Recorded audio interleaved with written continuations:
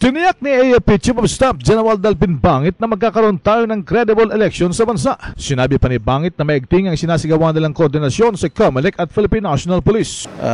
Nakita natin sa mga preparations, sa mga briefing conferences, yung hindi lang AFP kasi ang sinasabi natin doon, the level of the preparations done by the Philippine National Police in tandem with the armed forces, we have a very high level of confidence na we will have a very good election this coming May 10. Dagdag pa ni Bangit na kahit na may mga nangyayaring election-related incidents ngayon, ay umaasa pa rin siya na sa kabuuan ay magiging maayos at credible ang halalan sa bansa. Kahit na nangyayari na, hindi tayo magiging 100% free from some problems, but this will be a very credible election. More better than the last. That's what we're saying. Nilinaw pa ni Bangit na huwag sanang bigyan ng kulay sakali makipag-usap sila sa mga politiko na may kinalaman sa seguridad ng bansa. Baka nagkakaroon ng maling conception ng karamihan.